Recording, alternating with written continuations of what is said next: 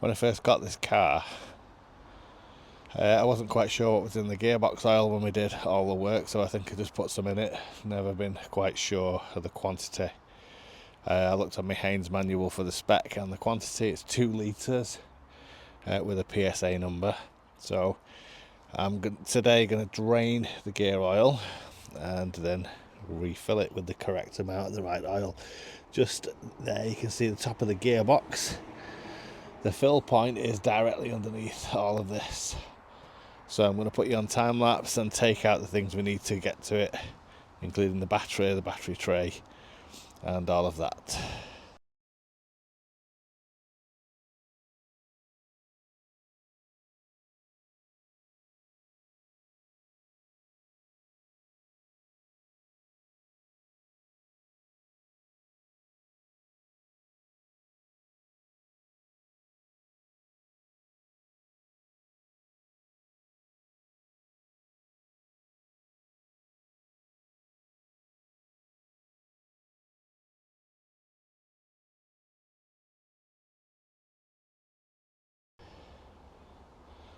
Okay, so if we take the plastic tray out, the ECU and the battery box, we can actually see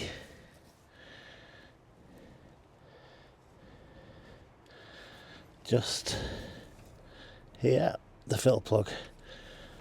So it has a cap which just lifts off. Let's just see if we can get that off.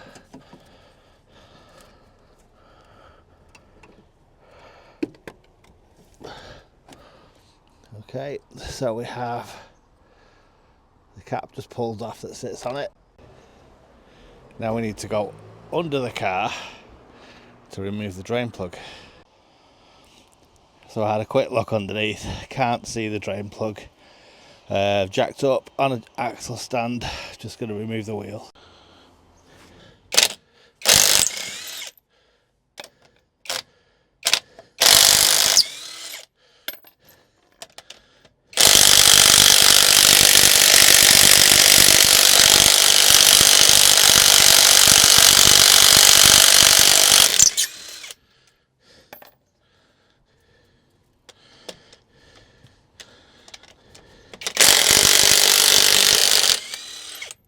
Came off eventually.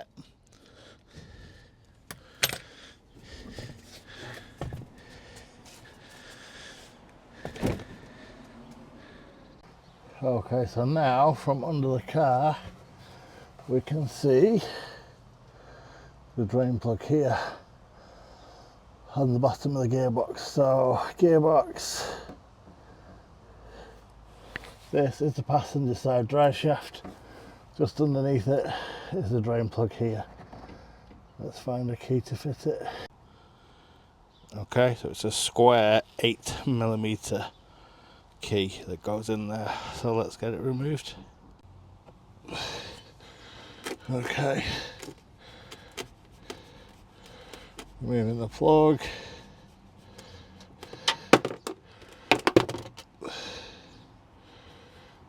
And gear oil coming out. Now I am just going to leave that for quite some time because it's not hot at all. It's not even warm, and I do want to get all of it out. Oh, it stinks, the smell of gear oil. So I'm just going to lower the car a bit as well so it's flat and level, and then leave that all to drain. So it's only got the one bolt in here.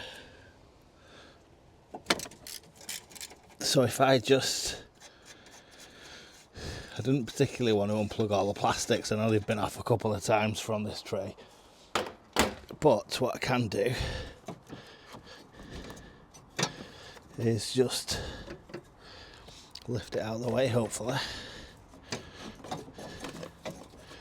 There we go. So yeah, that just gives you a bit better access to that fill hole without undoing all the plastics. Okay, most of that's out of there now. So I'm going to jack it up back on the stand and put the plug back in for refilling. Okay, plug's back in, all wiped and cleaned, plug's tight. So we can get the wheel back on, take it off the jack and refill it.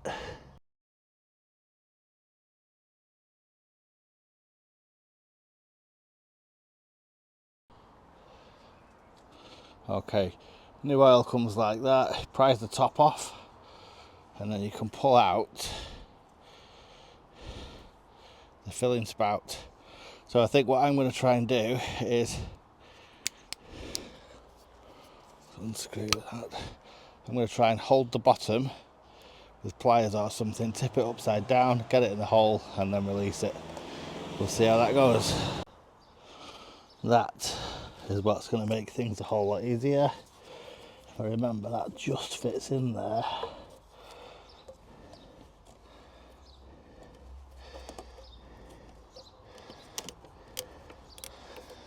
Yes, it does. Wow. Let's try it and see how we get on.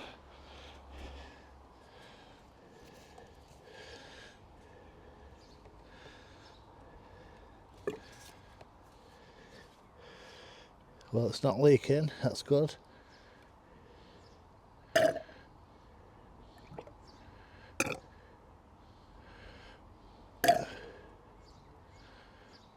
Still not leaking.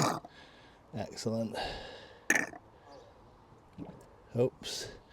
Spoke too soon. Obviously the air's got to come out this way as well.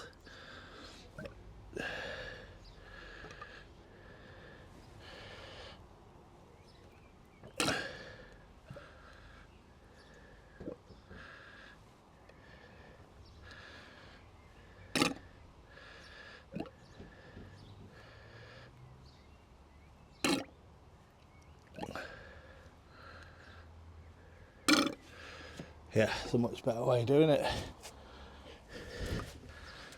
And just take my time doing it. Should have maybe put the blue roll down there before I started, but never mind. Alright, so we've got about half a litre in there at the minute. So it is going to be a long process. I'll bring you back when it's done. Okay, so we're all topped up. I've cleaned up as much as I can because gear oil stinks. It's going to smell a little bit, but not a lot I can do about that for now. The cap, very, very important. Don't forget to put that back on. Does stop dirt, water and stuff getting into the gearbox. So place it over the hole, give it a push and you should hear a definite click. That's it, we can start putting it back together.